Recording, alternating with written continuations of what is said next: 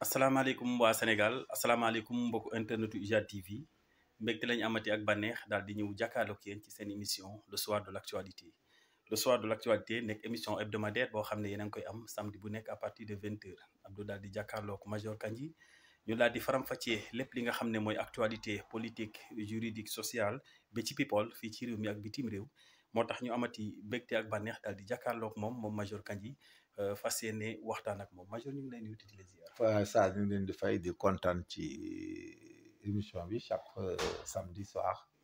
ñu régaler nos admirateurs quoi par la télé. votre télé. IJAD TV. Et espérons que IJAD TV et espérons que ça va les plaire davantage. Oui tout à fait merci beaucoup ça va plaire vraiment ñu jaar fa nag nañ ziar waa Ziguinchor léegi toujours. waaw ñoom sañuy fans lañ quoi.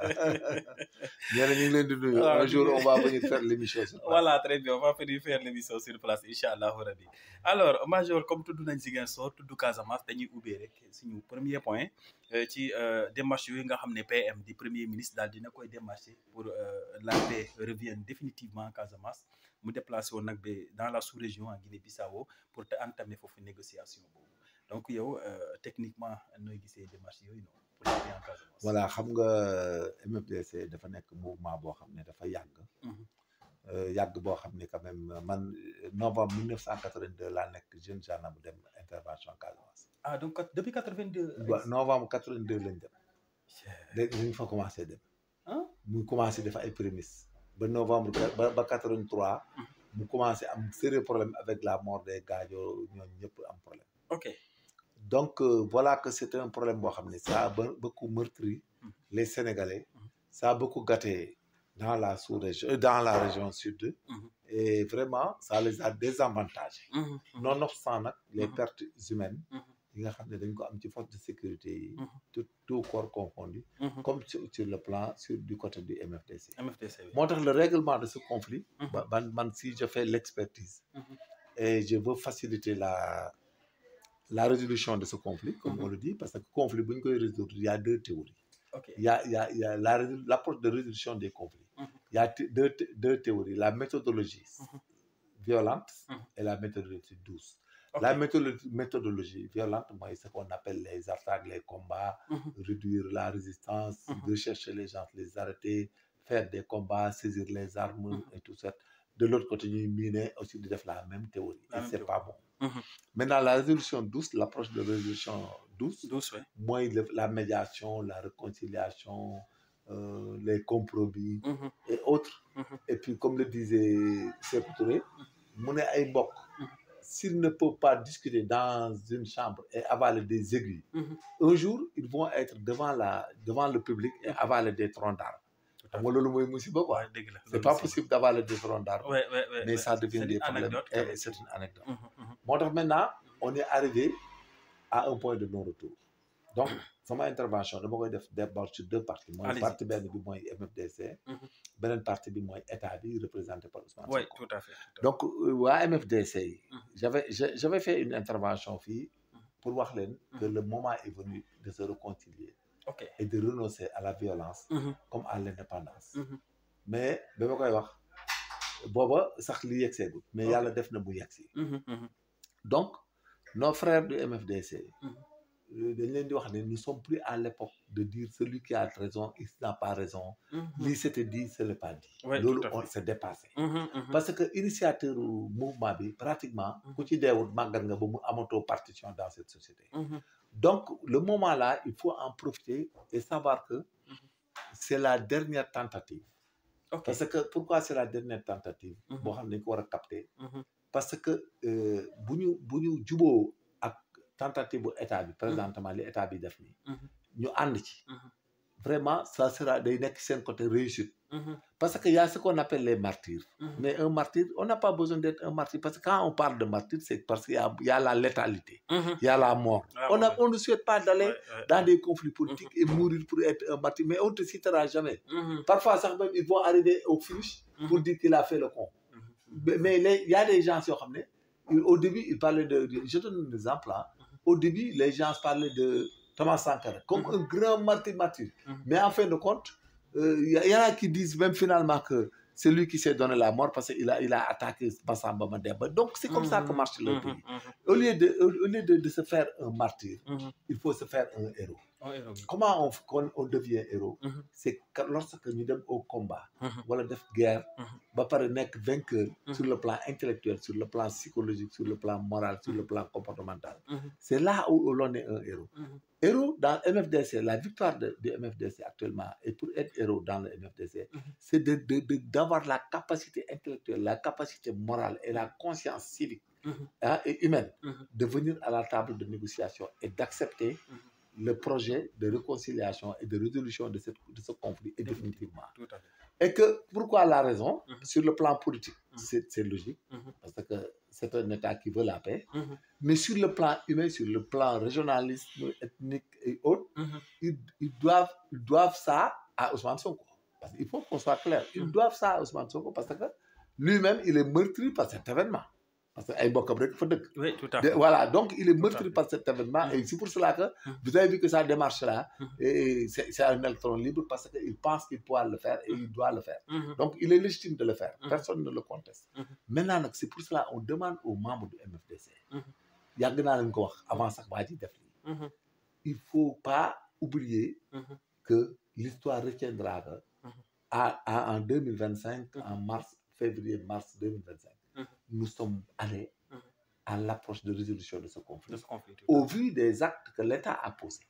Parce que l'acte que l'État a posé est un acte de vouloir résoudre un conflit. Un conflit, oui, tout à fait. Parce que si on parle de sinistre et de nécessité et de besoin, toutes les régions ont les besoins. Mais néanmoins, le président de la République, M. Diomaye, il a débloqué de l'argent pour les permettre de rejoindre leur terroir et de s'installer. Donc, c'est une faveur qui a été faite et c'est un consentement et c'est un investissement humain. C'est l'État du Sénégal qui le fait et qui est une phase lisible sur le plan de l'approche de résolution des conflits. Maintenant, pour la faisabilité, sur le fond, ils n'ont qu'à discuter et d'être d'accord sur le fond. Et rapidement que nous voulons vraiment aller en paix et renoncer définitivement. Et que maintenant, ils posent leurs conditions sans occulter notre ben elle. Parce que c'est là où le bas blesse. Ok.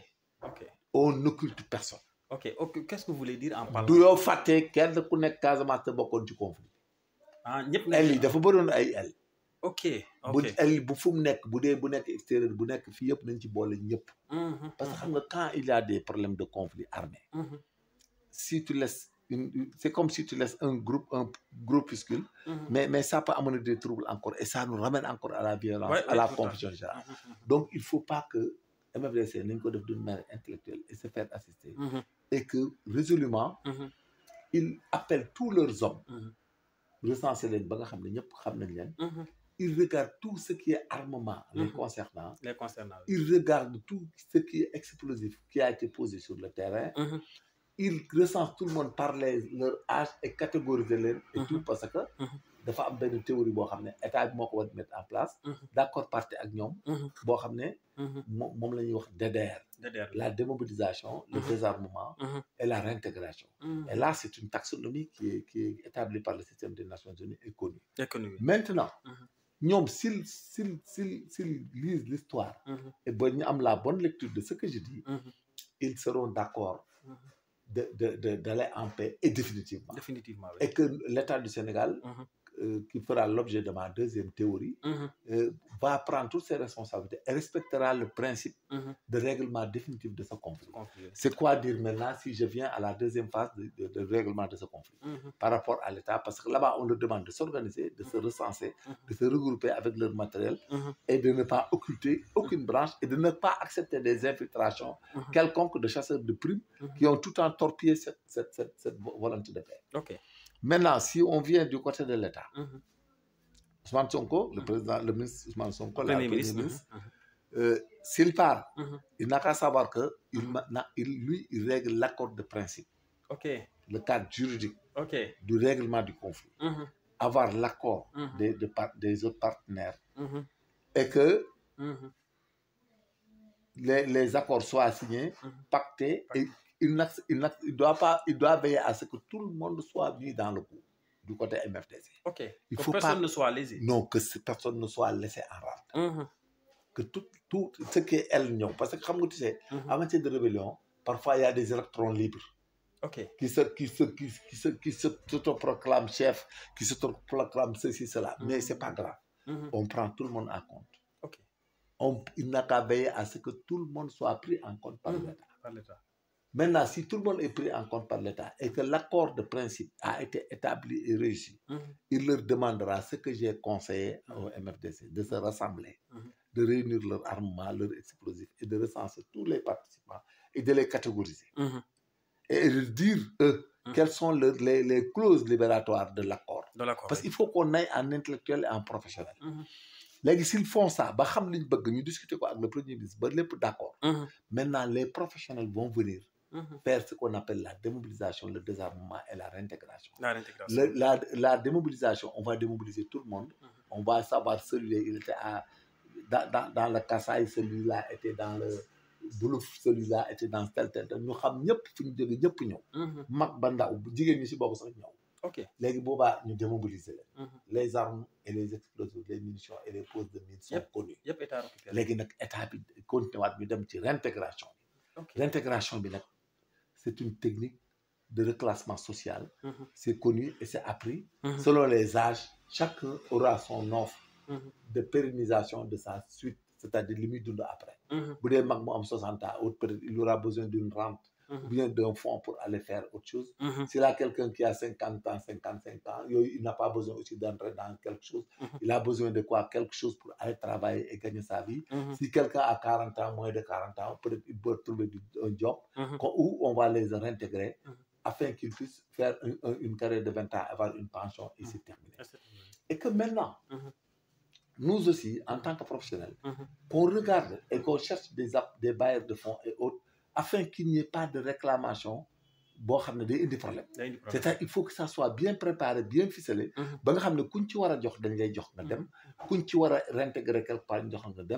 On a des niches où les mettre, parce que nous avons quand même la police de proximité. Et que la police de proximité, on peut avoir là-bas une police de proximité chargée de la sécurisation de la Casamance, qui va travailler avec l'armée, la gendarmerie et la police. Bref, déjà, ce qu'a posé le président de la République a réglé la phase sociale de cette résolution de conflit, c'est-à-dire les milliards qu'il a alloués à la Casamance pour les intégrer. Déjà, c'est réglé. Ce qui reste, c'est la démobilisation, le désarmement et la réintégration, parce que la région a été servie en ce qui concerne des investissements. Et que là, Ousmane Sonko, lui dire que cette affaire-là, nous la maîtrisons trop bien. Tout a été essayé. Qui sont experts là-dedans et Jean Moussa Fall. Oui, il est expert là-dessus avec Jean Ablaye Fall. Ils sont experts dans cette affaire. Donc, non, dañ ko mën xam ko, xam région bi, xam les lieux. C'est-à-dire ça peut être torpillé à tout moment. Je te jure, c'est une banque de vigilance. Dans le major, regarde cette vidéo que je suis en train de faire. Je te jure, c'est une banque de vigilance. Mais ils vont torpiller ce qu'il est en train de faire. C'est moi qui vous le dis. Donc, techniquement, démarche, il faut prendre toutes les garanties et prendre tous les professionnels. Il faut bien le cerner et bien le cadrer et régler directement avec les gens. Il ne faut jamais envoyer certaines personnes dans le régler. Donc, il dit ça quand on dit les détails. Après, c'est un problème de conflit armé. Ça peut fuser à tout azimut. Parce que tu sais, les histoires de conflit armé, c'est grave.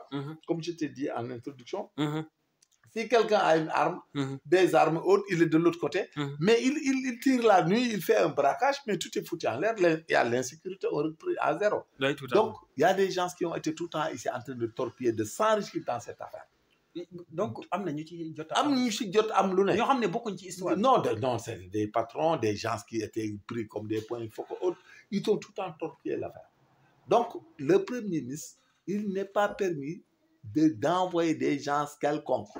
Il faut le régler avec le ministre de l'Intérieur, les militaires, les gendarmes. Il faut le régler avec ces gens. Politiciens, gouverneurs. Il faut laisser les autres, les informels, hommes d'affaires, politiciens, il faut les laisser. À part ça, peut-être l'évêque de Ziguinchor, les imams et autres. Il faut avoir de la responsabilité dans cette affaire. Il faut, parce qu'il faut amener, les salissades doivent savoir, un jour ça arrive par personne interposée, par les médias et autres, je vous dis que il n'y avait même pas besoin d'aller en Guinée-Bissau. MFDC, la main qui leur a été tendue. Vraiment, je les exhorte même à ce qu'ils viennent à Ziguinchor, ñu toog. Ils sont sénégalais, ils ont leurs parents, tout le monde à Ziguinchor et dans la région sud et ailleurs. Ils n'ont pas besoin d'aller en Casamance dans cette affaire, en Guinée-Bissau dans cette affaire. Ils n'ont qu'à venir à Ziguinchor, ñu toog régler ko mu jeex. C'est-à-dire ñu toog entre nous régler ko mu jeex. Et la vie continue et que non. Parce que, imaginez, c'est tellement aberrant. Tu vois des gosses maintenant qui sont devenus de grands fonctionnaires au Sénégal alors que leur papa était dans les maquis. Voilà, mais c'est de l'amalgame, monsieur. Donc, il faut qu'on arrête cette histoire. Donc, la venue de Ousmane Sonko pour faire la médiation sur cette affaire, mais c'est la dernière tentative. Si Ousmane Sonko échoue là, personne ne pourra régler cette affaire. Ah bon? Ah non, je vous le dis, hein. Non, il a des atouts et il a l'argument et la légitimité de le faire. Oui, s'il échoue, personne ne pourra le faire. Parce qu'il n'est pas question qu'il échoue. Même MFDC sax war nañ jomb Ousmane Sonko di échouer. Non, non, je vous jure là. Donc entre nous quoi, il faut qu'on parte dans le fibre sentimental et de l'appartenance. Comme je l'avais dit, ne ko yéen dem ngeen ba mujj ngeen am ci ay jarbaat ak neveu yu sant Diop Kandji Dramé. Lu ne foofu en Casamance. L'affaire a été une occasion de métissage énorme. Mais même Ousmane Sonko en fait part de ce métissage. Yaayam fu mu dëkk Xombal Ngom. Papam di foofu mu dem fekki leen pourtant mënoon na toog Xombal. waaye mënoon na ko toog. Mais mënoon na fa toog. Il faut que ça soit clair. ñoom ay papam lañ bokkal. Il pouvait les laisser là-bas rester à Xombal. Mais bi mu nekk ci nguur gi ba tey mosoo dégg mu tudd Xombal. ay Ziguinchor dem. Même avant buñ ko doon barricade sonal ko Ziguinchor la doon dem. Mais dem na sax ba yóbbu yaayam Ziguinchor. moo tax cette affaire de MFDC là. Tout à fait. Si lui là il ne règle pas avec le MFDC. Donc nous dirons tout simplement que le MFDC ne vaut pas la paix. Parce que il n'est pas question qu'il échoue. Parce que lui il est très indiqué pour régler cette affaire quand même. Et il est mieux placé aussi. Oui, il est mieux placé. Donc j'exhorte à nos frères là, ñoom Salif Sadio ak tout le monde, tous ces gens là, d'entrer dans ce conflit et que un jour Salif Sadio rentre à Ziguinchor et les autres rentrent. Lii amul njëriñ te lim yàq dafa bari. Parfois tu vois les panels là dans le TikTok et autres, mais tu vois des gens qu'on parle d'une horde de jeunes, des jeunes sudistes, des jeunes nordistes et tout le monde là qui sont morts là-dedans. En pagaille, leurs propres fils sont morts là-dedans, leurs neveux sont morts là-dedans, et d'autres personnes, et tout le monde en a souffert. Donc c'est une occasion et que je mets en demeure tout le monde pour leur dire que si Ousmane Sonko ne réussit pas à régler ce conflit, personne ne pourra le régler après aussi. La tentative est finie et personne n'aura le courage. duñu amati courage. Et duñ ci dugg parce que yow mënoo ñu def benn affaire mu am. yow nga yàlla suturaal la ba sa doom di premier ministre Sénégal. ba pare ñëw def volonté boobu. Et puis même le président Diomaye li mu def noonu. Ousmane Sonko la ko defal. Oui, tout à fait. Ah non, il faut qu'on soit clair. Tout à fait. Lim ko def dafa ko defal Ousmane Sonko parce que lim def ci Casamance décidé ko. Il l'a fait ci kóllëreem ak Ousmane Sonko. Il faut mu clair ci Ousmane, clair ci ñoom. Tout à fait. waaw dafa xam ne moom xeetam ak ay mbokkam am nañ problème boo xam ne métti na trop. mu risqué ko def ko. Il pouvait avoir le critique des autres régions. Hein. Attendez, hein. Tout à fait. Tout à fait. Mais quand même, comme là-bas, c'est un problème très dur, d'une extrême dureté. Bon, c'est un désordre des déplacements de population haute. Il l'a fait. Loolu nag ñoom moom lañ bëgg def ci ñoom ñu seen xel. muy képp koo xam ne da nga nekkoon ci mouvement wala nga am beneen sentiment. nga ne man nag gor laa kii liñ def ci ñun. mais yëfi gor lañ def ci ñun. te liñ def ci ñun loolu la état mën a def aussi. ci population. Parce que ce que l'État a fait là, mais les autres conflits dans les autres pays là, l'ont jamais fait, même dans les pays. Même la France ne l'a pas fait en Corse, en qui là, comment l'appelle-t-on? De l'autre côté là, des autochtones là, en Nouvelle-Calédonie autre. Et puis vous avez vu leurs conditions de vie là. Oui, tout à fait. Même la France ne l'a pas fait. Hein? Donc si l'État le fait, loolu delloo njukkal gi mooy xam ne ñii ñu bëgg jàmm lañ te defal nañu loolu. Nonobstant nag la considération que yow say doom ak say yëpp dañoo nekk ay kilifa ci réew bi. ñàkk ànd ak affaire bi approche de résolution bi. toroxal sa xeet la ak say doom parce que da nga leen di toroxal sax en quelque sorte parce que munoo am jarbaat ami doom nangam ñu dem ba nguur googu ñu judd ci affaire ba dem ba nekk ay kilifa ci dëkk bi. nga bëgg a taxaw yow nga taxaw ñoom ñu ñëw di la wutal. paix di la suturaal di la defal teranga nga bañ ci ànd gor nag bu la nit defalee teranga woola ci jàmm bu dee tu es un humain ngay nekk chrétien comme nga nekk athée nekk juif nekk musulman loo mën a doon dana am loo xam ne da ngeen di toog nga ne nag bët bu rusu toog voilà léegi nag lii nañ ko résoudre mu jeex. parce que soo gisee ñoo xam nañ ko résoudre mu jeex. mais mënoo nekk chaque jour. kenn naa la sama papa Casamance lañ ko rey mais dafa rafetul. sama papa Casamance la dee. sama papa Casamance la dee ku ñëw rek ne la mon père était mort dans les conflits mais c'est du n'importe quoi. et puis ñun mooy suñu cat au Sénégal. amuñu benn problème pour ànd seulement affaire MFDC boobu mooy suñu problème. te bis buñ ko dindee rek. ñoom danañ gis yokkute ci zone boobu. boo xam ne dana leen jëriñ. vraiment bu ñu yërëmee population bi yërëm seen xeet yërëm seen i doom yërëm seen i mbokk. mooy on leur demande vraiment de faire la paix avec ces gens-là et définitivement. surtout loolu. alors dañuy toogandi foofu duñu fa génni yaa ngi wax ne depuis 82 demoon nga foofu noonu donc est-ce que mën nga ñu wax rek en quelques minutes. ban guddi wala ban bés moo gën a métti ci situation boobu noonu nga xam ne yow en tant que soldat dund ko. non mais yu metti am na fa parce que je me rappelle du jour bi nga xam ne ñun dañoo alerte fii à 17h ñu rey ñoom Gaajo. ñoom ay soldats. waaye ay gendarme lieutenant gendarmerie mi ngi Yoff ba du set maa fa chaque vendredi te yow yaa ma téye dew ma. ñoom Gaajo gi foofu. Gaajo gi tëdd Yoff. ñoom Khalidou Diop ci lañ deewoon. Diousé ci la deewoon. Pa Alpha Mané Alpha Way ci la deewoon. waaye ñooñu xamoon naa leen. dañu attaqué jour boobu. daal leen rey ñun ñu fanaani Ziguinchor keroog 1h du matin yegg nañ parce que ils les ont attaqué vers 17h. biñu demee Jaabir ci benn premier regroupement bi. ñoom il leur tendale woon ak ñoom Serifa Bassène. ñoom ñoo ko organisé woon. ñoo organisé woon réunion bi biñ ñëwee ñoom ñoo daloon seen kaw ñu loolu les avait arrêtés la première fois. c'était en novembre ay 82 du moins 83 biñu leen di jàpp. 83 waaw biñ ñëwee nag. après ñu rey leen ñun ñu fanaan si ñoom. mais ñun ils nous ont attaqué rond-point Ngaye Diaw man j'étais tireur à 52 au rond-point Ngaye Diaw. Ah bon? Premier affrontement bi. man mii di wax ak yow un jour j'étais parti à Djirak pour l'arrestation de Siaka Emba. ànd ak deux éléments du BMS. ah koo xam ne kenn ki bi ngi dëkkoon Thiès. Kader Cissé ci lañ ko reyoon keroog man maa ko yoroon biñ koy rey. ak Ba ñoom ñoo ñu doon woon kër Siaka Emba. y avait le commandant Nan Fall il est Samba Fall il est fini finalement il est général. man lañ mujj bàyyi man maa manœuvre ak sama peloton bi ñu demee le Siaka Emba la dafa jéggi dugg Guinée Bissau. bi ñuy jël suñu embuscade man oto bi ma toog fi ma toog dañ koo rafal ba mu bënn chaise bi ma toog sax dafa bënn. waaw chaise bi ma toog sax dafa bënn dañ ko rafal ba mu bënn. bi ma wàccee ce jour là. ñu bënn réservoir ma daw mais malheureusement jotoon nañ laal Kader ci dënn bi. mu décédé sur le coup. ñu Naar Seck. il était gendarme il est adjudant chef ñu dagg tendon d'Achille bi dañ ko cheville bi lañ dagg ba tendon d'Achille bi à 2 tiers la dagg. y avait boy bu tuddoon Banel un gendarme qui s'appelait Banel. moom groupe bee ko may chance ci bassin bi mais après même il est décédé par maladie. donc ce jour là ñu ñëw man maa indi Kader Ziguinchor maa ko indi Kader corps maa ko indi Ziguinchor. Naar Seck ma risqué ñu indi ko defal ko évacuer mu dem fële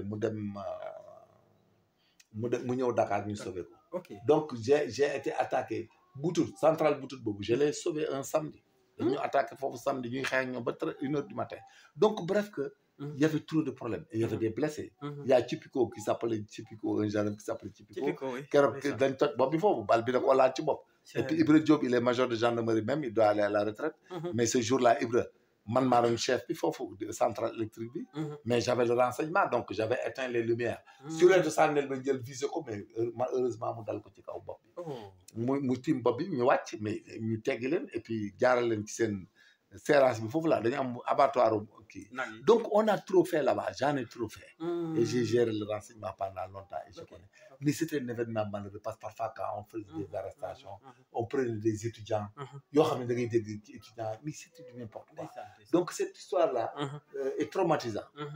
penser à cet événement là. nous traumatise comme on dit dans la définition du traumatisme. c'est la pensée récurrente d'un événement terrifiant. donc voilà que. tout le monde sait et tout le monde a fait. gis nga li gars yi def ci Casamance gi di nettali. man def naa ko ñaari yoon. def naa élève gendarme di ci xeex. nekk chef MDR chef de gendarmerie di yor peloton. dem di lu ne laa jàmmarloo ak ñoom foofu. waaw ba taay jàmmarloo naa ñoom lu ne. fekk nañ ma TP fekk nañ ma centrale Boutout bi je l'ai défendu toute une nuit. sinon lañ ko doon lakk. donc voilà yooyu yëpp on l'a fait. donc voilà que soo xamee affaire bi jarul sax di nettali les faits de guerre. mais ñu ngi ko seqaloon. te ñoom ñu nekkoon fa ak ñoom xam nañ ku nekk lim ci def ak loo ci mën. mais c'est pas important là où nous sommes. c'est pas de raconter l'histoire. Tout à fait. Et l'avènement de ce conflit, de l'avènement des personnes qui ont participé à ce conflit, et par rapport à l'événement, quoi. On dit que ce qui est grave entre avènement et événement, c'est l'accent chapeau qui est grave. L'accent grave. Donc la gravité de ça, c'est de faire perdre beaucoup de personnes à cette occasion. Mais bref, en résumé, le temps est arrivé pour arriver à la paix et que tous les atouts sont réunis pour que cette affaire soit définitivement réglée. Et que moi, je dis qu'au MFDC, qu'ils n'ont plus d'arguments parce que ce qui est évident, Ousmane Sonko ne va jamais jouer le jeu pour les tromper et abuser d'eux. Oui, tout à fait. Donc, Lolo, c'est un atout pour eux. Tout ce qu'ils feront avec lui, tout ce qu'ils signeront avec lui, il verra à ce soit réglé et que ça fasse l'objet, par exemple, d'un règlement définitif. Et puis, on n'en parle plus, on part au plan de développement, on développe le tourisme, on met un dispositif de veille très sécurisant. Il faut le faire, hein, sécurisant, pour que de tels événements ne se produisent plus là-bas. Voilà, c'est bon. Mais là, je sais que Réumi Tol n'a pas dit il faut jamais, dans un État, il faut jamais laisser et occulter les compétences pour des sentiments politiques. Le meilleur ni, pour diapler nit, pour l'aider. Mais s'il veut, c'est clair, et je sais, parce que moi, je suis gestionnaire du renseignement en Casamance. Ok. Je géré 8 ans. État-major gendarmerie territoriale. Je dis à Ousmane Sonko, et je défie tout gendarme, tout policier, s'il veut réussir et ne jamais avoir une surprise dans cette affaire, il n'a qu'à s'approcher de Moussa Fall et lui confier cette affaire. Ah bon? Ah bon? Oui. Il sait pas ce qu'on a fait et ce qu'on sait faire. Il ne le sait pas. Moussa Fall. S'il ne veut pas avoir de surprise, de trahison et de faille, il n'a qu'à confier cette affaire à Moussa Fall dans la résolution finale. Moi, les DDR, les démobilisations, la réintégration qui supervise tout. Pour moi, il am ben magouille, il am ben faille, il am ben djihja. Te lum ko ci wax lolu la. Le ma lay wax c'est clair li ma wax. Par expérience. Non, mais dama ko vécu ñu ñoo commandé won. Li ma lay wax kay Ablaye Fall mën na ko témoigner bu ma la ko waxee. Li ma lay wax lu leer a leer la. Xam nga dañoo dugg ci réew moo xam ne ku nekk fi ne da ngay gàddu sa pendal rek di wax lu la neex di wax. Il y a beaucoup qui parlent ici savent rien faire. Ils n'ont pas vécu cette guerre. Ils n'ont pas vécu ces événements. Je te jure li ma la wax. Gis nga s'il y a la moindre faille avec d'autres. Billahi, ils vont le torpiller. Tout à fait. Non, c'est vrai. dañ koy torpiller ma la dama xam ni dama ko gérer dem naa ci terrain de guerre ko et puis moi j'étais au haut commandement de la gendarmerie ñu gérer là. Je gère le renseignement du MFDC et le dossier MFDC. Tout ce qui se passait là-bas, tout ce qui a été bombardé, pour des ñoo ko daan piloté ñoo yor renseignement yi, on savait tout le monde et on connaissait tout le monde. ñoom Moussa Fall et Ablaye Fall étaient là-bas, ils ont été les plus expérimentés dans cette affaire de MFDC. te li ma lay wax nii bu weddee li ma ko wax na ko essayé na dem ak ñeneen xool na continuer dem man la déggoo li ma la wax li ma c'est clair et net et je l'atteste. Ousmane Sonko s'il veut réussir la Casamance, il confiera une forte responsabilité à Moussa Fall dans la résolution et suivi. Définitivement. Ak suivi. Li ma wax kay aywa nag yaa ngi fi maa ngi fi. Non PM dina jot kii bi message. Mais yow ma ne di ma ko wax nii billahi bu ko defee dana ne major waxul. Je te jure, ils vont le torpiller. S'il veut quelqu'un qui lui dira la vérité, le ministre de l'Intérieur supervise, le ministre de la Justice veille à autre chose, le ministre des Forces armées. Mais pour l'approche de cette affaire, en professionnel, de sécurité et sûreté, il n'a qu'à lui donner ça. Et d'arrêter parce que nous sommes dans un État et nous avons des compétences avérées. Il n'est pas question que pour des questions quelconques, on lâche nos compétences qui peuvent nous régler des problèmes pour des considérations politiques. Il n'est pas question. Mané li mako wax ne continuer dana gis ne du dem bu deful attention. Affaire au Casamance, c'est pas des blagues. Non, c'est pas des blagues. Je te jure, MFD, c'est pas des blagues. Non, c'est pas des blagues. Gis nga bu la gars yi gëmloo ne dañ la koy régler wala suba gannaaw suba di la laaj xaaji dem ak di dik. Non, monsieur, vous aurez que vos yeux pour pleurer. mais il faut être intelligent. Abdou Diouf lu mu essayé échec. Abdoulaye Wade essayé échec. Macky Sall essayé échec. wallaay dëgg nga taxaw nit ba nga la ñëw rek fekk la say bureau di la bëlde. naa la demal Casamance di la Ziguinchor di la mais je vous dis dañ lay bëlde laa la wax. gis nga s'il ne donne pas cette affaire à Moussa Fall il ne s'en sortira pas peut-être. yàlla baax na yàlla na sotti. li ma la wax c'est clair et précis. te lu ma xam nga il pense que nous là Moussa suñu waay la wala non. c'est pas non Moussa Fall j'avais l'avantage et le privilège. moom ñoom Abdoulaye Fall on avait l'avantage et le privilège de les commander en Casamance. comme on a commandé tant d'autres. ñu en Casamance. mais su ma la waxee ne Moussa Fall ay Abdoulaye Fall. ñoom ñoo mën a aider ce gars-là mu génn ci loolu. parce que je le dis honnêtement parce que on les a commandés. te Abdoulaye Fall mën na wax ne ñun ñoo ko doon commandé te xam na ne li may wax loolu la. parce que xam naa li ñu mën ci Casamance. te ñoo ko gën a maîtriser quiconque. waxuma côté militaire. mais je le jure. côté stratégie. mais stratégie ak gérer affaire. barke Sëñ Fallu. ku ko neex mën na ko jël. mais je le jure. bu dee dafa bëgg a am lu garanti. lu wóor. na def li ma wax. billahi bu ko defut. mën na baax nag. mën na sotti de. mais aussi y a des risques. oui y a des risques oui y a des risques. waaw et on doit apprendre tous les non moyens qu'il faut. on l'appelle paramétrer. il faut paramétrer et sécuriser et s'entourer de toutes les garanties. c'est pas une mince affaire. lu leer laa la wax. non c'est pas une mince affaire. loolu moom waaw te bala mu koy xam. na commencé ba def ci alal def ci lépp di leen seetaan nga xool. gis nga buñ la waxee ce que la cruauté que les gens sont capables d'être auteurs. de kii affaire MFDC bi tu t'en reviens pas. Il y a des gens qui vivent de ça. oui il y en a. Ils vont même payer des gens pour ñu troubler. mais c'était un problème casse-tête là. luñ ci defut amul. mais déggoo ma la bi Ablaye Wade di ñëw fii la ma fekk. man j'étais déjà à l'état-major j'étais Ablaye Wade 2000 la ñëw. waaw mais j'étais man 95 j'étais à l'état-major j'étais yor bagage yi. mais que grand lu ma la jox loolu la. imagine 95. ba 2006. j'étais là-bas di yore affaire yi. ba 2006 j'ai géré l'état-major. et les renseignements dama xam. et puis il y a beaucoup qui sont passés en Casamance. dans cette affaire de MFDC là il y a beaucoup qui sont passés là-bas. moi j'ai l'audit je connais les ressources humaines capables sur le côté de nous chez nous là. des gens qui maîtrisent cette affaire et qui peuvent aller qui connaissent les lieux et les hommes. et qui ont la capacité morale et intellectuelle aussi de régler, de l'accompagner. Parce que c'est lui qui règle le côté juridique et le côté diplomatique. Et le côté état et autres. Mais dans l'application et la faisabilité ak suivi. loolu la wax. dëgg la loolu foo mu am ku ko maîtriser. ma ne laa bu wax fi militaire bu ko wax waxoo dëgg ku ko gën a maîtriser Moussa Fall amul. Abdoulaye Fall ku leen gën a imprégné dans l'approche. xam nga deux parties ñee c'est des partis combattants. guerre ay liés hommes. mais qui c'est quelqu'un qui connaît la psychologie l'organisation les hommes sur le terrain. tout ce qu'ils ont fait et tout. donc ñooñu boo ci adjoindre les gouverneurs. les premiers le ministre de l'Intérieur le ministre de l'armée des forces armées le ministre de la justice. et tout ça ñoom ils sont du côté état.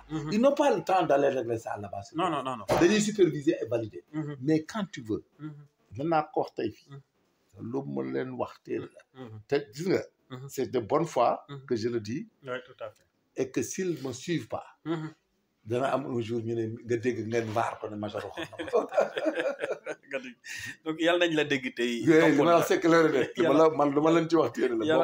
yàlla aussi jàpp mais yow aussi war nga engagé wu ci loolu. oui je sais mais dama koy wax rek pour aider la parce que je sais que il n'est pas question qu'on échoue dans cette affaire ah. parce que c'est le moment. et puis xam nga le risque mooy Ousmane Sonko s'il échoue kenn dootu ko mën a régler. oui tout à fait. il faut qu'on soit clair. comme ku yor deret comme moom ak taxawaay bi. waaw ak tout il a tous les atouts pour le régler. il a tous les atouts. waaw s'il l'échoue. mais c'est une catastrophe. c'est fini. il a tous les atouts. te boo xoolee moom engagement bu mu jël. non je sais c'est engagement bi mu jël on le comprend. il en veut. et c'est normal parce que aussi. il a deux choses à régler. Il veut régler côté État et diplomatie et sécurité. Mais aussi, il veut aider même ses parents là pour les amener à la raison et les aider. Et que là, le président de la République est en train de l'aider sur ça. Et là aussi, le facteur, c'est un facteur favorisant pour que le MFDC soit vraiment doux, venir régler en humain, en logique, en partenariat et puis vraiment un sentiment d'appartenance, de paternité et autres pour xam ne lii aussi heure bi jot na Et puis, vraiment, que les Sadio rentrent et tout ça. Et puis là-bas, ils seront des héros. C'est mieux d'être des martyrs, de mourir en Casamance, de mourir en Guinée-Bissau et de mourir ailleurs, on t'enterre ailleurs. Et puis ça va suivre toute ta progéniture après. Il faut qu'on l'évite. Personne ne condamne personne. Personne n'a raison, personne n'a pas raison. C'est terminé. On n'a pas besoin. Il n'y a pas de jugement de valeur. Voilà, il n'y a pas de jugement de valeur. Tout à fait, tout à fait. Merci beaucoup. Il n'y a pas de jugement de valeur. En tout cas, point beau. indi nga ci ay leeral. non bu lu leer laa la expert laa ci lu ma la wax c'est clair. donc yal na la yàlla dégg topp say kaddu. parce que ku dégg muy wax nga xam ne vraiment non seulement am na expertise bi mais am na xol bu yaatu pour jàmm mun a dellusiwaat Sénégal donc yal na ko yàlla dégg te jàppale ñun ñëpp parce que Sénégal benn bopp la kenn mënu ko xar ñaar le président ou le premier ministre Ousmane Sonko également bu déggee message bi na gën a yaatu. en tout cas li nga xam mooy démarche yi te adressé directement aux personnes concernées loolu aussi lu am solo la alors bu ñu tëjee point boobu ak développement yu am solo yi ngi ci def ñu gis ne démb daal dinañu atte ki nga xam ne Farba Ngom ba def nañ ko mandat de dépôt pare sax que moo ko Lat Diop ñoo bokk cellule fële mais situation bi dafa gën a yaatu parce que y a les Amadou Sall yi nga xam ne ñoom aussi cité nañ ko dans l'affaire donte convoqué wuñ le fils du président Macky Sall donte convoqué wuñ ko donc cette situation là li ñu yaakaaroon ne escroquerie blanchiment de capitaux la chose est beaucoup plus large que ça nan lañ mën a def ba genre situation yi dootul arrivé Sénégal bu fekkee ne yoon moo wane ne effectivement ñoom ñoo ko def. non bu yoon wane ne ñoo ko def on saura qu'il y avait une faille dans le système et c'est pas normal. et c'est pas bon c'est pas bon. maintenant moo tax affaire Farba bi kenn mënu ko négocier ni ay médiation wala caution non du dem parce que ñoom sont pas des gens dépositaires ni ordonnanciers de dépenses. donc la manière dont l'argent est arrivé chez eux ça c'est des manquements graves de fonctionnaires là loolu on ne va pas le transiger comme ça di ko régler ay caution non le magistrat s'est bien comporté il faut mu clair loolu le fait que mu rejeté caution non du jël dara il faut qu'une enquête d'où viennent si les faits sont avérés d'abord il faut qu'une enquête si les faits sont avérés c'est la première phase. La deuxième phase, maintenant, si les faits sont avérés, il faut toute la traçabilité. Et tous les actes posés dans le temps et dans l'espace. Parce que nous, c'est leur langue quand même. Parce que si vous êtes incriminé, c'est des recels. Mon blanchiment, c'est un recel presque, en quelque sorte parce qu'avant que tu ne blanchisses, il faut que tu obtiennes la chose illicitement. Donc, le fait que l'argent du trésor public arrive entre leurs mains, c'est ça qui est important. Donc, cette affaire n'est pas une affaire qu'on arrange. dañuy enquête jusqu'au bout ñu xam li ci am li ciy dëgg ak lu ci dul dëgg ak ñan ñoo def ba xaalis bi dugg seen loxo ak yan conditions la dugg seen loxo. Donc, il n'a pas question de donner des immeubles, des cautions et des chèques. Non. Ici, l'enquête continue. Ils n'ont qu'à continuer l'enquête. Et puis, jusqu'au bout, hein. Et que la prochaine fois aussi, ça nous permettra d'auditer. On ne va plus avoir aussi des conseils d'État, là, des cours de compte là, qui vont dire que c'est bon quand tu es là. Et quand tu pars aussi, on dira que c'est pas bon. On demande au président de la République, à Ousmane Sonko, à Lucie, si les faits sont avérés, les manquements, là, et les tricheries, de prendre toute la traçabilité et de les sanctionner. Hein, qu'ils soient magistrats. Non, c'est pas possible. Cette affaire doit faire l'objet d'un règlement définitif avec toute la rigueur. Parce que on ne peut pas l'accepter. Parce qu'actuellement, il y a des parce que mais maintenant, ça ne nous intéresse pas que Farba propose gauche ou droite. Il y a des faits extrêmement graves qu'on a révélés. Le Cour des comptes, il donne expliquer même les histoires de Cour des comptes là. Celui qui a posé des actes de faux, on les sanctionne. Oh non, toute la chaîne. Il y a à laisser personne. Donc le magistrat, il connaît l'instruction, il ne prend aucune caution, il ne peut pas, même le régime juridique de Farba et de l'autre là, ne permet pas la médiation. Ah non, ils ne sont pas auteurs. Non, ils ne sont pas auteurs ni co-auteurs. Il ne peut pas faire de médiation avec eux. Tu ne peux pas avoir des supposés auteurs et des supposés co-auteurs sur place. Pareil, et que tu ailles faire de la médiation avec des receleurs. Non, c'est pas possible. Non, on ne peut pas faire de médiation avec un receleur, c'est pas possible. Le droit même ne l'accepte pas. L'auteur des faits est dans ce pays, c'est connu. Les co-auteurs éventuels sont connus. Mais tu ne peux pas régler avec le receleur. Si tu fais la médiation avec le receleur, l'action publique est éteinte. Et là-bas, les autres, tu ne pourras plus les suivre. Oui, tout à fait. Parce que l'action publique est éteinte. Parce que si tu fais la médiation pénale, cela veut dire que tu quittes le pénal pour aller même au civil. La médiation pénale est assimilée à un règlement civil. Et vous savez qu'au pénal, on ne transige pas. Et dès lors que tu transiges, tu as renoncé à la mise en œuvre de l'action publique. am na solo léegi waxal loolu ci olof comme ça les loolu dafa am solo de tonton. waaw je sais mais c'est des techniques de posture mais des fois je les suis je les écoute. mais je me demande. non ñooy jaxase lu tax technique de posture yi gars yi amuñu ko xam nga mënut a nekk. Farba ak même ku mu àndal muy Tahirou Sarr ak Farba ak même Aliou Boy Sarr. Amadou Sall. non il peut pas faire de transaction avec dans cette affaire. oui la transaction parce que xamul tax mënuñu ko. action publique bi mooy action bi nga xam ne moo leen di poursuivre. dëgg la te kooku mënoo ne nit yow da ngaa recédé nag biñ sàcc te nga gis ne sàcc baa ngi à côté jàppoo ko. jàppoo ko jàppale ci sàcc gi. mënut a nekk yow il faut que nga juger. ba pare doog a mën a wax ku nekk li muy fay. te receleur bi moom. le receleur. moom c'est la complicité par postériorité. le recel gars yi dañu fàttali ne ça entre dans la complicité. xam nga la complicité ça vient avant pendant. mais après mais le législateur et la doctrine les Kareka, Garifalo et Lombroso, les gens qui sont les grands juristes, les doctrinaires de haut niveau, ont classé, si tu étudies la doctrine, le droit pur et dur, l'école des positivistes, quoi. C'est l'école, ce qu'on appelle l'école des positivistes. Tu dis pas recel, tu dis la complicité par postériorité. Et là-bas, pourquoi on punit les complices? Parce que c'est le dol, ce qu'on appelle l'intention est supposée. C'est pour la recherche de l'élément moral dans la caution de l'infraction. Tout à fait. Donc voilà que nous nous transiger. Il faut aller jusqu'au bout, jusqu'à prendre les auteurs et les ordonnanciers. Chacun va payer le préjudice qu'il a causé à l'État. C'est comme ça que ça se passera, mais pas à régler avec ces gens. C'est pas mathématique. Donc heureusement que le juge d'instruction là, il est bon. Celui qui a instruit est bon. Parce que du tourné. Mais imaginez, mais l'action publique est à transiger. Le civil ne précède pas le pénal. Parce que s'il précède le pénal, il rend nul et non avenu le pénal. Tout à fait. Et quand on est au civil, on ne retourne pas au pénal. Et quand on renonce au pénal pour revenir au civil, mais on continue au civil. Et la transaction, la médiation pénale haute est une transaction civile. Ok. Donc, le juge a raison. Il a bien fait, il a raison, il est bon, il n'est pas nul. Et puis, il doit aussi sanctionner. Il est fort, il continue. Mu disculper ñoom Farba disculper leen bu dee li ñu def ñoom amuñ ci benn responsabilité. gaa yi leen jaay gaa yi leen jox. ñu jàpp ñooñu bàyyi ñoom Farba ñu dem. seen xaalis lew na leen. tout à fait lew na leen xam nga yow nga jël bâtiment état. lu dee ni état nga jël ko jaay ko Farba. mais Farba est dans ses droits noonu la mel. C'est ce qu'il faut chercher pour Farba. Il ne faut pas que les gens se pressent. Yaakaar ne Farba va non. Farba pour l'instant ak ñoom Tahirou yëpp ils n'ont pas de problème. Ils n'ont pas de problème parce que ñoom ne sont pas des ordonnanciers.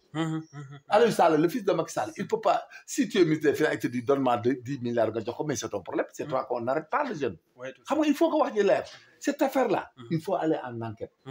Et aller chercher ceux qui ont fait sortir de l'argent et pas Farba ni Tahirou Sarr seulement. ñooñu tu les mets à côté ba xam li xew parce que l'intérêt c'est quoi? C'est de voir où passer les biens de l'État et que comment ça se passer pour que ça ne se passe plus. Ok, voilà, surtout pour que ça ne se passe plus. Surtout donc lui c'est une jurisprudence, c'est une école même. Il faut aller jusqu'au bout. Et l'autre partie aussi de voir comment des magistrats, des gens peuvent dire que c'est bon et alors que c'était pas bon. Voilà, surtout ça aussi, il faut le régler. Il faut veiller à ça. Parce que c'est extrêmement important. On ne peut pas concevoir parce que détournement est milliard. Non, il faut établir que ce que tout le monde cherche. Il faut qu'on soit édifié si le pays était géré de la manière qui a été dénoncée. Est-ce que les gens prenaient l'argent et le faisaient sortir d'une manière inventée, d'une manière indue et frauduleuse. Maintenant nag bu ñu demee ba foofu. léegi nag ci la ñuy xam. comme gis nañu recel bi nañuy seet nag li mu recel fu mu jógee. Là-bas c'est la rétroactivité. C'est-à-dire c'est ce qu'on appelle c'est le retour à l'arrière, à la case de départ. Il faut voir où les fonds sont venus entre les mains, comment les fonds sont venus entre les mains de ces soi-disant hommes d'affaires et qui ont fait le business. C'est ça. Donc tout ça, c'est un non-événement et que le professionnalisme du juge là va régler un problème définitivement. Oui, surtout. En tout cas, et ça sera plaidé et que tous ceux qui ont été auteurs, co-auteurs, complices et receleur, comme le disent sur le langage linéaire là, du code du droit pénal spécial, qui parle de recel. C'est le fait par toute personne quand même de détenir des biens émanant d'un crime sans délit. Mais là-bas, la subjectivité de l'élément moral aussi compte parfois, et qu'il faut tenir compte de l'élément moral dans cette affaire. Ah bon? Voilà, chaque fois en recel, il faut recel, en matière de recel, il faut tout le temps veiller sur l'élément moral. Et le juge même juge la personne sur l'élément moral. Et que là-bas, sur l'élément moral, si l'élément moral, c'est là-bas où on requiert le dol, ce qu'on appelle le dol. L'intention supposée. C'est vrai, c'est vrai, c'est vrai. C'est le dol éventuel, on l'appelle le dol éventuel. Le dol éventuel. Ok, tout à fait. Ah, en tout cas, am na solo mbir mi moom lu Sénégalais yi di xaar rek mooy mu leer te moom amati. parce que diru ay milliards. voilà di doxantoog ay milliards. voilà di yàq alalu maintenant première hypothèse mooy li ma la wax rek faire de sorte que ñu xam ne lii dëgg la.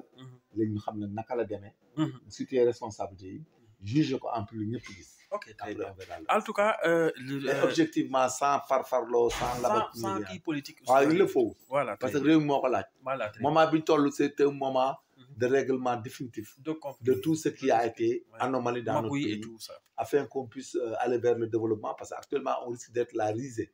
Oui, tout à fait. La risée de l'Afrique. Parce que j'ai vu tous les débats dans les autres télé africaines là.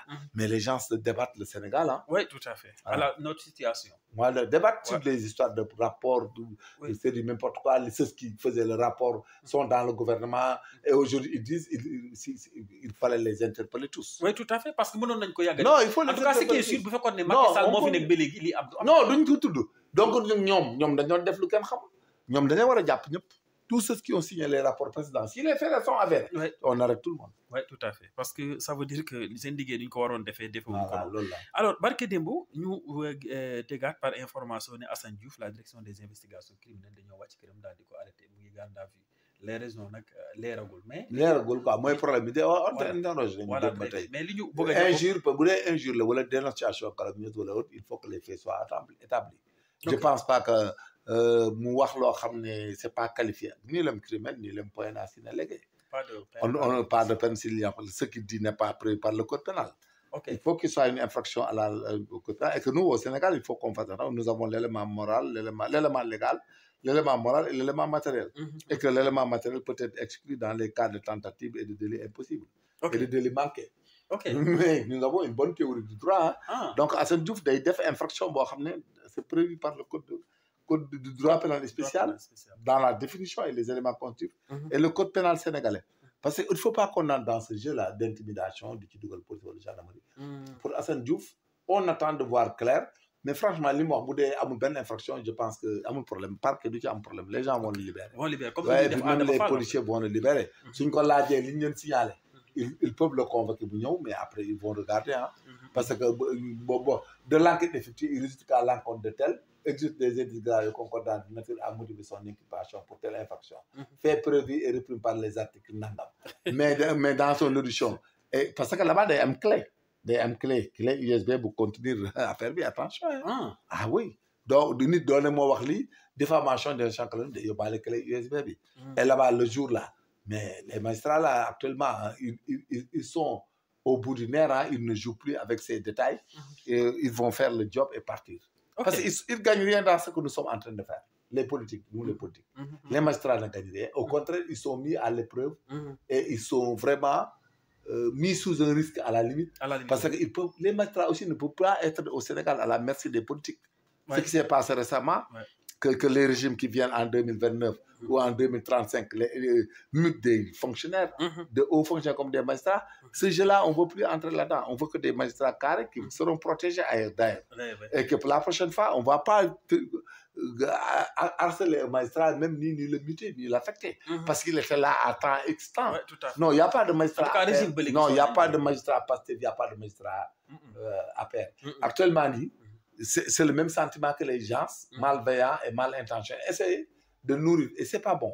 Et nous ne serons pas d'accord. Et surtout par rapport à l'affaire de Adama Fall.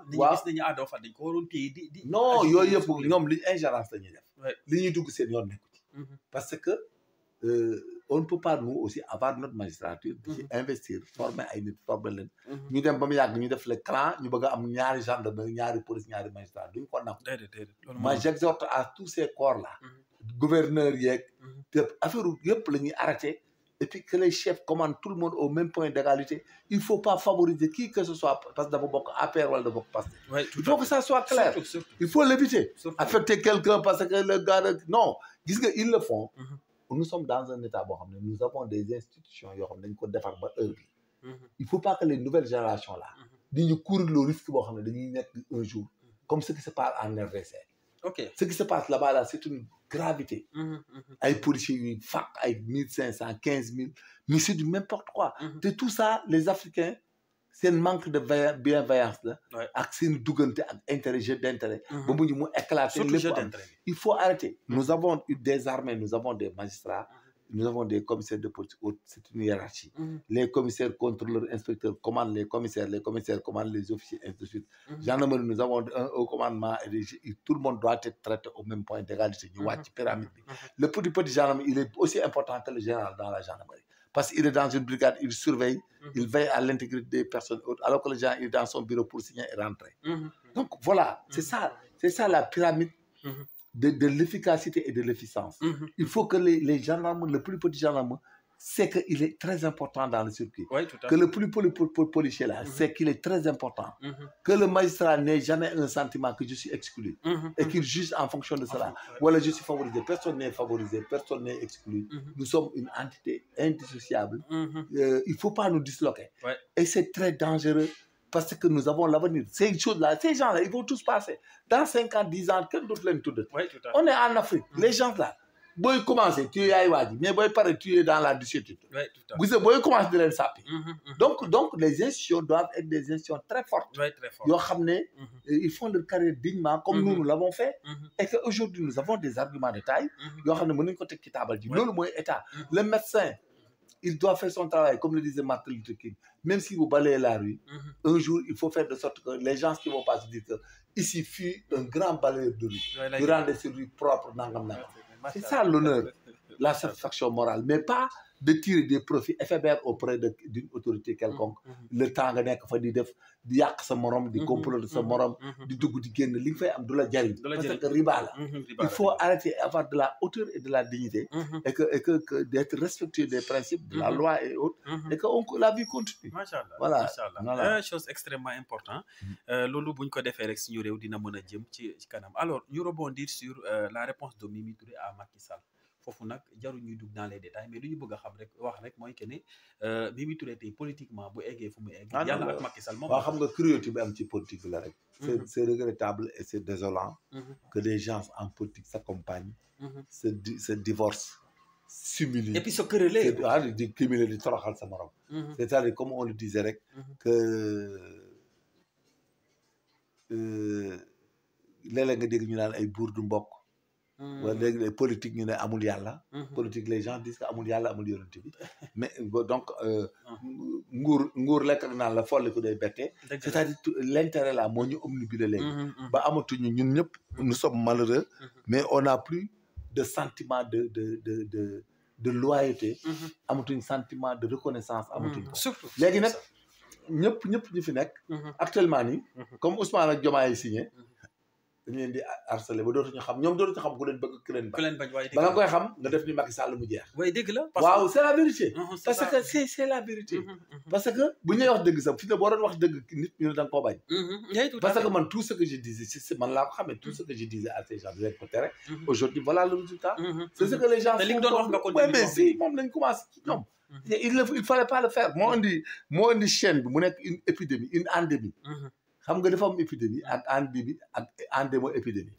maintenant nag ce qu'on est en train de vivre au Sénégal mooy c'est une endémo-épidémie de la violence verbale politique.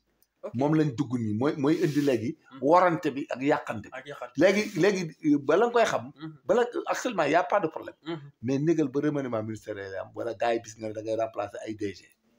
foofu la non monsieur bis boo remplacé DG mu ñibbi këram toog ñetti weer ñeent.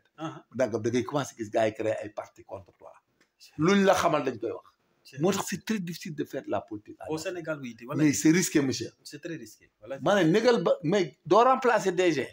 koo ci remplacer mu toog këram di nalaw ba midi gisul ko woo. mais sa kaw la jëm. mais c'est ça mooy suñu difficulté. Macky Sall problème boobu la amoon. mais Ousmane l'aura. il n'a pas encore remplacé. bala muy xam lan mooy politique ak lan mooy nit. na dem ba commencer remplacer ay nit. parce que boo amee un DG qui fait 3 ans nga remplacer ko. mais xam nga bu dee góor daa war a dem toog ñam na. wallaay dëgg xam nga mënoo nekk DG di fay 4 millions 5 millions 7 millions. di am ay avantages di noos pendant 3 ans. du la remplacer. il faut nga remplacer sax ñeneen ñëw yeneen partisans ñëw. mais bis bu ko Ousmane defee dootu ko defee. ñëwaat sur waaw dañuy commencé di ko non bi commencé. amul sax solution amul demal ba ñëw. boppam lay nax. non ministre boo ci wàccee dans 3 ans muy toog këram tuddatoo ko. mu naan day ñëw bureau politique ak nangam day seeti pexe. pour ñëwaat. pour poursuivre. c'est ça qui donne l'appétit même d'avoir le pouvoir. soo gisee ay mimiri def nii. parce que c'est normal elle veut se crédibiliser vis-à-vis de ses nouveaux partenaires. Oui, tout à fait. Donc, c'est un divorce. C'est comme une femme qui divorce un homme et qui cherche un autre mari. Et c'est la même chose. Et ça fait pas mal parce que c'est la versalité de l'humain. C'est la frivole, ce qu'on appelle la frivolité de la pensée humaine. Okay. Et que cela c'est un emprunt du réflexe médulaire, de l'instinct. De l'instinct. On parle à l'instinct. Parce que maintenant, on voit les carottes, il faut qu'on en mange à tout prix. Hein? Donc, voilà, c'est ça. Il faut que l'on tourne en politique au Sénégal. Quand on fait le dara, mais ils sont non, mais ils sont président avec Ousmane Nobé, mais ils sont gars qui font un peu gars. Mais qu'est-ce que gars tu fais pour nous? C'est vrai, bien sûr. Oui. Et puis ce n'est que prémisse là. Bien sûr. Même prémisse là. Non, prémisse là. Non, n'est là. Bala ngay xam deug remplacer jot. Bis bo remplacer, bis bo démé le soir remaniement ministériel. Nga dag 5 génné wala 10. Nga dem ci DG yi tok bu yag gaay yi sonalat la bëgg poste ñom yag ci touche bi. Nga jël DG yi defon 3 ans remplacer. Mais adje la paix. Boy woté nga gis ñu dul ñëwati. parce que da ngay dégg ñu ko dootul la defati dara ndax dalaa wàcce du la nometi le ministre ñu ne moom kay moom da ngay jéem a def ni ñoom ça moo tax on a tellement de partis sur que du à ça oui tout à fait mer ngeen vengeance politique mer ngeen mer voilà jeex na tàkk c'est le terme jaratu wuti beneen terme Mimi boppam lay sauver c'est légitime il faut la laisser en paix waaw Mimi daal gaañ waaw gars yi balel ko rek parce que xamul sax ba muy défendre Macky Sall il l'a défendu léegi nag génn na ci Macky Sall la mu arrangé ko dem na feneen ñi fi mu dem recevoir nañ ko waaw amul problème xam nga nag ab jeeg dañ waxante dëgg nag na ko nekk respecté sa morom jeeg bu divorcé ci kër bu demee ci geneen kër di sëy bu ko indil benn problème naa ko waa noboon nga ma fekk fii ngaa noboon yooyu santé palaro divorce ngeen am na chéri bu bees bàyyi ko bu dem yoonam c'est comme ça la vie mu góor ñu bari loolu c'est problème la femme c'est comme la femme que tu as épousée mais quand elle divorce les femmes là elles divorcent elles te dépassent avec un autre naan ko chéri je suis tonton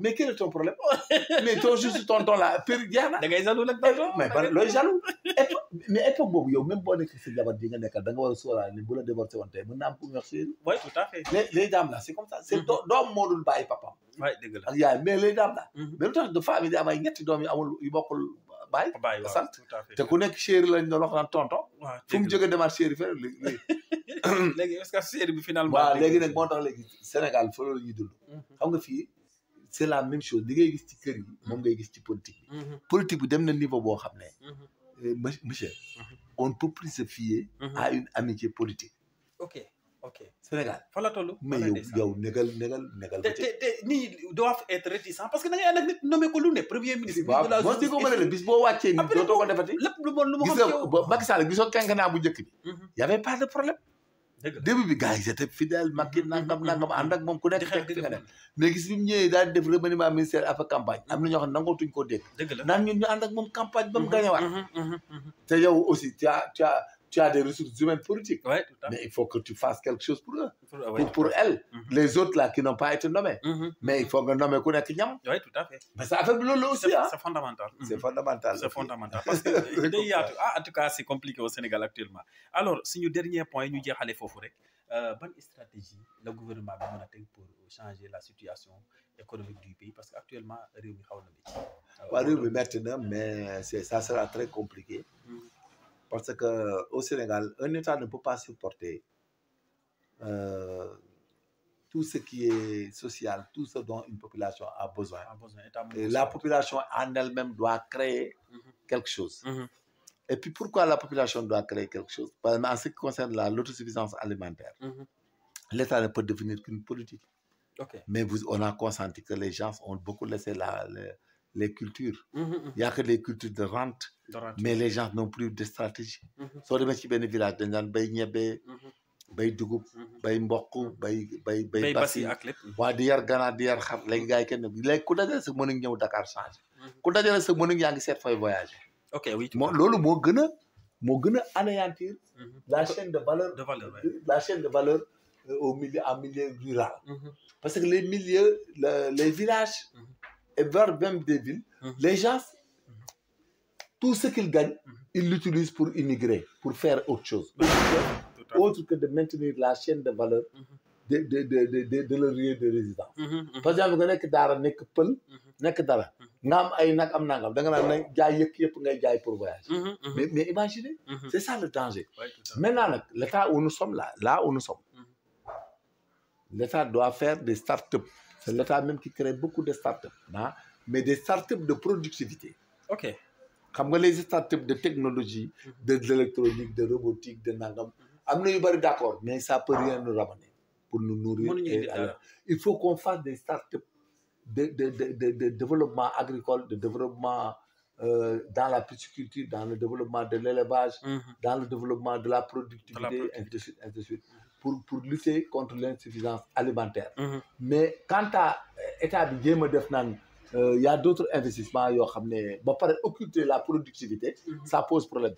Et puis il faut qu'on aille vers la culture même du coton, même la culture de d'autres de maïs, de mil, de grès, mais et puis même l'arachide là, il faut qu'on arrive à ce que la chaîne de valeur soit gérée par l'État. On achète l'arachide, on transforme, et on consomme, et on vend. On vend, tout à fait. Voilà, il faut y aller. Chose importante. Voilà, et qu'on aille aussi dans le mil et les autres, le sorgho et autres, qu'on arrive à faire des transformations, à faire, comme la Côte d'Ivoire avec la Tchéké. Avec la Tchéké, oui. Voilà. Voilà, bref, quoi, pour être clair. La Côte d'Ivoire avec la Tchéké et le Aloko. Ils ne vivent que de ça. Moi, je donne des Côtes d'Ivoire, même problème. Ils ne vivent que d'Aloko Foutou avec Atchéké. Aloko Foutou Atchéké. Parce que nous n'avons pas développé notre lard, on ne mange pas. Nous cultivons le manioc au lieu de diversifier pour aller à la Tchéké, parce que la Tchéké peut partir avec le poisson, la viande et le poulet. Mais nous ne l'avons pas. Nous n'avons pas tout ça. Nous, pour vous montrer que là où se trouve l'échec du Sénégal, nous n'avons pas développé une culture de rente qu'on peut manger à midi, qu'on mange que le soir. Est-ce qu'il y a une attention? Les poules qui midi sénégalais du Kobaï. Guddi laax cere tout à fait laax cere guddi tout à fait mais bu dee laax añ amul Sénégal déedéet cere midi amul donc ñun benn côté bi te laax guddi bi ak cere guddi bi cere vendredi comme sama kër laax dimanche kese muy 2 jours dans la semaine. Ça veut dire que tout ce qu'on mange les autres jours c'est importé. Loolu mooy échec bi. Il faut qu'on aille vers là où l'on peut ce qu'on mange à midi soit produit chez nous. Qu'on ait une politique culinaire avec l'ITA, jusqu'à ce qu'on cultive le produit de base et jusqu'à le consommer afin de pouvoir lutter contre l'insuffisance alimentaire. Machallah, chose importante. Alors, l'émission tire à sa fin. Bon, li ñuy tàkkatoo mooy loolu, j'attire l'attention du monsieur, le Premier ministre. L'intention est bonne, c'est noble et il est légitime pour le faire. Mais man maa ko jox conseil bi ma ko wax dama leen a xam te man maa géré woon renseignement leer laay wax bu bëggee génn ci affaire Casamance bu dee dama am accord ak yooyu pour suivi il n'a qu'à aller voir Moussa Fall ak Ablaye Fall général yooyu ni dem xool leen man ñoom ñoo ma ëpp grade mais maa leen resoon GT maa son seen chef GT li ma bu bëggee na woo Ablaye Fall woo Moussa Fall wala bu ñu woo Moussa Fall comme Ablaye Fall moo xam mais dama koy wax lu clair je le fais rek par de bonne foi et de bonne volonté voilà mais parce que dama xam man ndax maa leen dañ leen a yoroon te ñoom xam nañ li may wax xam naa ne mën nañ ko te du am faille avec Moussa Fall il y aura jamais de faille jamais de faille il sera pas trahi il y aura pas de faux il y aura pas de mensonge du am ay labaj ak fen du am ay affaire parce que aussi gis nga nous sommes dans un état on ne peut pas se permettre d'anéantir les valeurs intrinsèques de nos ressources humaines pour des considérations éphémères. Il ne faut pas qu'on entre dans ce jeu. Nee naa la Casamance man maa ko wax bu ko ci mel ni Moussa Fall jàppalewul il peut être torpillé à tout moment. kon foo mu def recours. non bu ko deful xam. Premier ministre. waaw l'essentiel est que on lui a donné les tuyaux. On a parlé à tout le monde pour que les choses partent vite. Et bien, parce que nous sommes adeptes de ça. Moi, je suis adepte de ça. Et je compte, je veux à ce que ça marche. Et je veux que cette affaire soit définitivement réglée, mais avec de la méthodologie moderne, logique et définitive. Ba nga xam ne dañ ciy génn. ñoom ñu mettre leen là où l'on les met. Et on règle l'affaire. Et qu'un jour, les Salif Sadio déambulent dans les rues de Ziguinchor. Oui, tout à fait. Chose importante. Alors, merci beaucoup. Loolu mooy mot de fin am ñu koy ñaanal rek gudd fan ak wér gu yaram parce que ku dégg muy wax nga xam ne xol bu yaatu ak bëgg jàmm dellusiwaat Sénégal moom rek la àndal te ñu koy ñaanal Sénégal yëpp di ñaan jàmm sax Casamance sax Sénégal yëpp te di wax rek ne le premier ministre Ousmane Sonko également démarche yooyu mu def rafet na mais comme lu mu wax rek na ci ànd ak technicité ak stratégie parce que bu ko defulee rek échec mën na am te bu échec amee dootuñ mën a am koo xam ne il est mieux placé que lui pour démarcher la paix en Casamance. Donc ñu nuyu nag suñu kër googu Ziguinchor ñoom madame Niassi sama yaay day Sali Diédhiou ñoom Cheikh Koli ñoom Bala Moussa ñoom Ndeye Marème Aïssatou Siga Diom donc ñoom ñëpp ñu ngi leen di nuyu bu baax a baax la villageoise également maa ngi koy nuyu donc di leen sant di leen gërëm chaque jour ñu ngi teewlu di remercier bu baax a baax donc ñu ngi leen di remercier di wax rek ne il faut activer la cloche de notification et abonner la chaîne tous les samedis lay am à partir de 20h nous vous remercions et vous souhaitons bonsoir merci.